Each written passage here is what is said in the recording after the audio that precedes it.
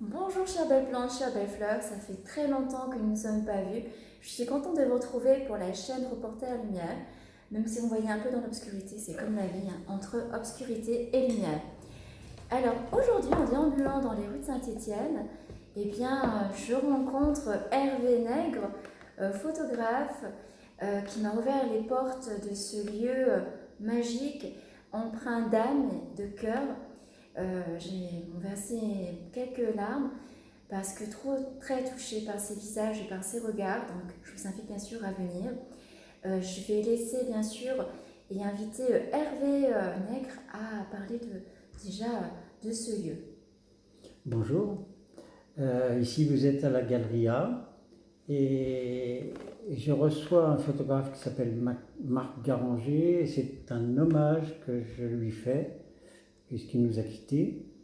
Et il a été très connu pour un travail qu'il a commencé à faire pendant l'armée en 1960, pendant la guerre d'Algérie. Et, et comme moi, il a parcouru le monde. Voilà. On s'est rencontrés plusieurs fois, très intensément. Voilà. Et surtout, je lui dois beaucoup parce que c'est le créateur de la Saïf et il fait vivre beaucoup de photographes grâce à, grâce à sa détermination à créer cette Saïf. Voilà. D'accord, merci. Donc c'est un hommage à ce monsieur, euh, à son bien sûr travail. Et donc ici on voit bien sûr ses voyages, on a parlé tout à l'heure justement de voyages. Alors le photographe, qu'est-ce que justement il apporte pour vous et comment est-ce que vous vivez le, votre, votre partage. Alors la photographie a quelque chose de magique parce qu'il nous oblige à la rencontre. Bien sûr, il y a plusieurs types de photographies. On peut passer comme ça ou faire des tas d'images et puis ne rien sentir. Mais quand on s'arrête et qu'on pose son regard sur le rivage des yeux de cet autre qui en fait est qu'une part de nous-mêmes, la magie opère. On se sent moins seul, mais surtout on se sent vivant. C'est une part qui s'anime et une part de nous-mêmes que nous regardons. C'est comme si dans cette rencontre, on allait à la rencontre de notre propre lumière. Ah oui, d'accord. Donc ce sont des lumières qui se rencontrent quelque part. Ce sont presque une sorte de retrouvailles. C'est un miroir presque, où on se reconnaît. D'accord. Ah, Ça demande de ne pas juger l'autre, bien sûr, parce que si on juge l'autre, on a mis déjà la barrière et c'est fini, la rencontre ne peut pas avoir lieu. Moi, j'ai pas cette attente-là, je rencontre les gens parce que j'ai besoin et j'ai envie. Et c'est toujours très enrichissant. On se sent plus grand après une rencontre que sans. c'est beau, hein, oui, cette ouverture et puis cette richesse qu'il y a. Donc, on dépasse bien sûr la technique, on dépasse le support, on va vraiment à la rencontre de soi et des autres.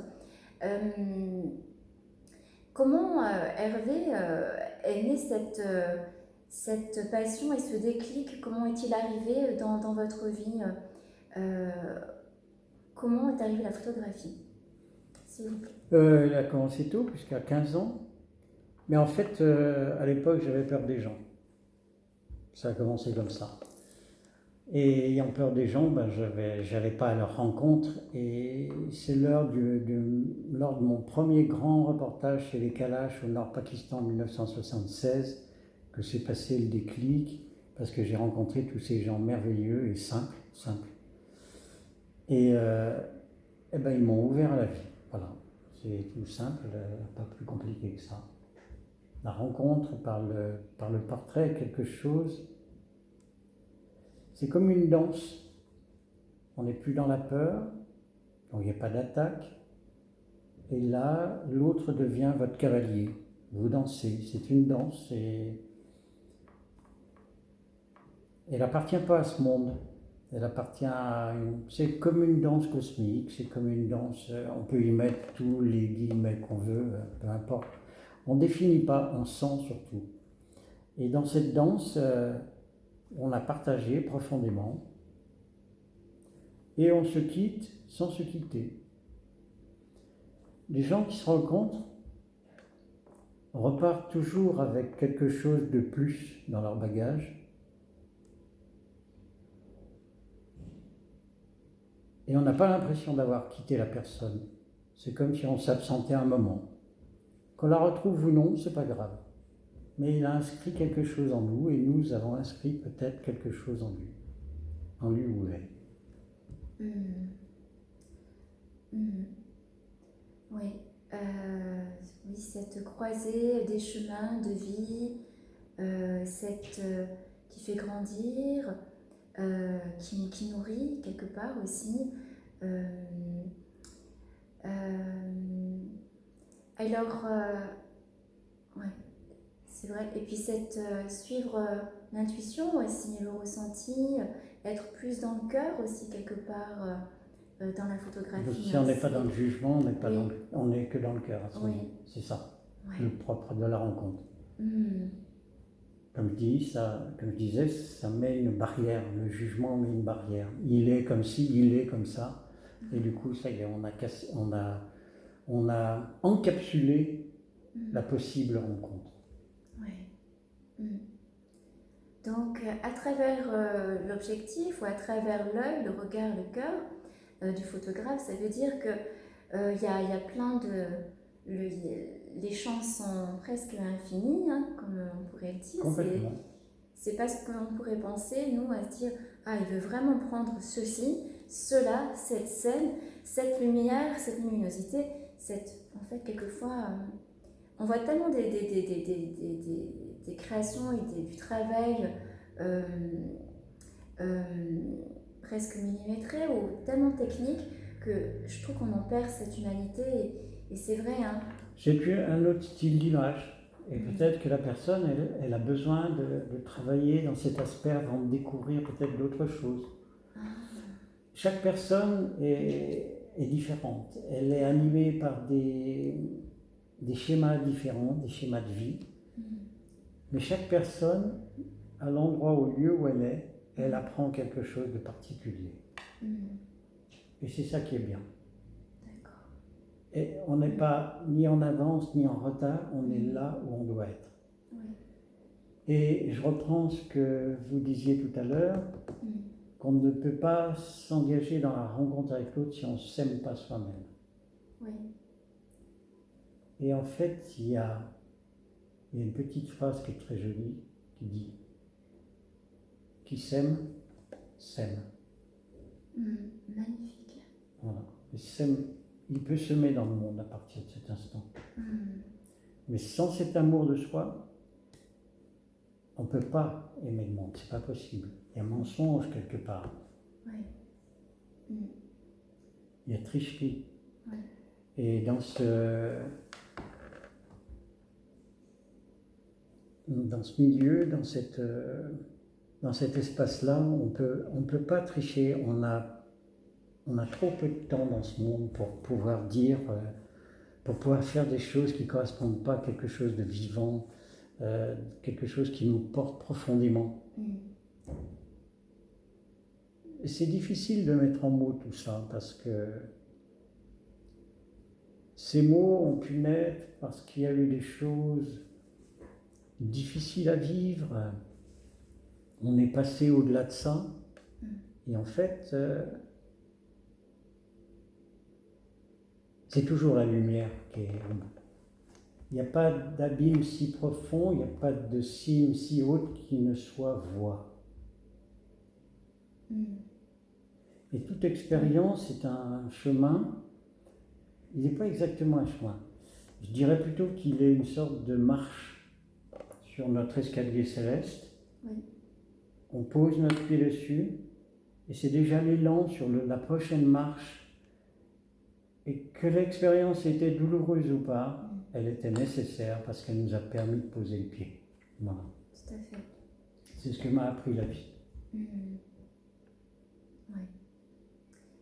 Oui, on parle aussi, tout à l'heure nous parlions de justement de racines, de justement le fait que vous êtes un citoyen du monde, qu'en effet, qu'on soit au nord, au sud, à l'est, à l'ouest, sur un continent américain, africain, asiatique, européen ou autre, océanique, vous avez parlé d'être, voilà, de l'unité, d'être un, et est-ce que vous voulez bien justement un peu en parler de ce sentiment ou oui, par mon parcours particulier, c'est vrai que j'ai abordé la vie d'une manière où les racines n'étaient pas présentes, donc pour faire court. Et du coup, ça a permis d'ouvrir des horizons sur le monde et de ne pas créer de différence. Et chaque fois, je posais le pied quelque part sur un endroit du monde, et j'ai beaucoup voyagé, beaucoup. J'étais bien à tel endroit ou tel endroit, mais je ne me revendiquais pas d'un endroit spécifique. Chaque part des endroits que je traversais, des cultures que je rencontrais, était une part de moi déjà.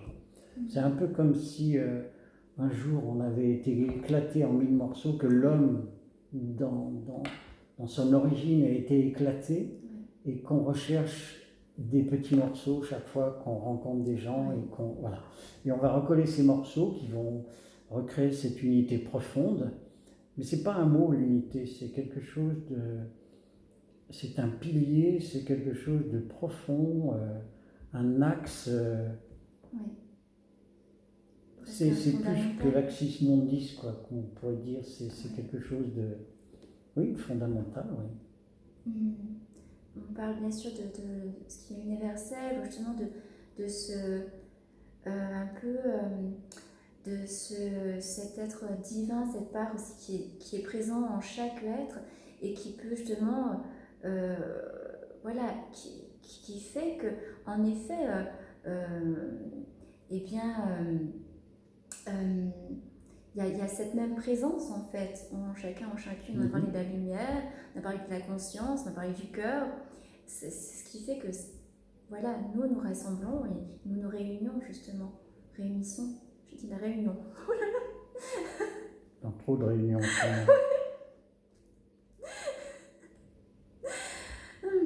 Ouais. D'accord. Et alors, qu'est-ce que vous diriez justement, Hervé, pour les gens, vous m'avez parlé de, par exemple, ici, c'est vraiment intéressant, il peut y avoir même toutes les personnes qui passent dans la rue, qui peuvent venir et vous faire voir leurs photos. Vous m'avez parlé justement du monsieur qui est sans abri. Est-ce que vous voulez bien nous raconter un petit peu, s'il vous plaît? Là, l'avantage d'être dans un quartier très très populaire, même si on est à 60 mètres du plus grand centre de Saint-Étienne, avec la plage Jean Jaurès. On est juste à côté du Secours populaire, donc je vous laisse deviner la mixité de tous les gens qui passent ici, ou qui rentrent même carrément en demandant où est le colis à retirer, se croyant au Secours populaire. Et un SDF me montrant sur son téléphone des photos qu'il a faites. Une grand-mère qui vient s'asseoir, et c'était l'été, et il y avait un pot avec des cerises, et ils sont excellentes vos cerises, je vais faire un vœu. Et puis elle est venue plusieurs fois dans la semaine pour faire un vœu chaque fois en mangeant les cerises qui étaient toujours sur la table. N'importe qui arrive ici, mais pas pour discuter technique, photographique, et c'est ce que j'aime beaucoup ici. On parle plutôt du sentiment de la photographie et de ce qu'il inclut, plutôt que de la forme, avec quel appareil vous avez, sur quel tirage vous allez faire ça, quel est le format des pixels et compagnie. Bon, okay, voilà. Donc, sont des gens qui sont vrais parce qu'ils sont simples. Et bon, ils vont poser des questions simples, mais qui, moi, me touchent parce elles sont vivantes, quoi. Mhm. Alors ici, il y a un sofa qui est installé. Vous avez dit, mais moi justement, c'est la rencontre, la vraie, justement, qui vous intéresse et qui est vraiment aussi, c'est presque au cœur de la pièce en même temps, le sofa. C'est pas juste la galerie. Je trouve que c'est intéressant aussi de le souligner et de le mettre en lumière, justement, c'est que On la vient personne... pour discuter. Si on peut s'asseoir pour discuter. Oui, je vous ai offert un thé. Ouais, merci Est-ce beaucoup. qu'il a plu l'absinthe Souchong était bon? Vraiment, j'ai beaucoup aimé. Mm. Voilà, c'est un lieu ouvert. Voilà, Mm. un lieu ouvert. Oui. Ouvert de cœur, ouvert d'esprit, ouvert pour les yeux, vraiment. Moi, je suis passée, entre parenthèses, je regardais en effet les quelques photos qui étaient dans la vitrine quand vous m'avez ouvert la porte et je savais absolument pas ce qu'il y avait derrière la porte. Donc, oser, voilà, avec la curiosité, avec comme vous êtes, tout simplement. Parce que Hervé, Absolument. c'est un être, bon, ça fait juste quelques minutes que je suis avec lui, mais je ressens simple, très, voilà, avec le cœur, tout simplement. Et voilà, venez avec votre cœur comme vous êtes et vous serez accueillis par Hervé. Est-ce qu'il y a aussi quelque chose que vous voudriez justement dire, vous, dans vos réalisations, dans vos... Voilà, ce que vous êtes en train de mettre en place aujourd'hui?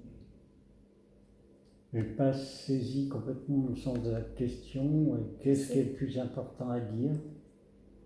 Je sais que vous avez aussi des voyages que vous allez faire, voilà.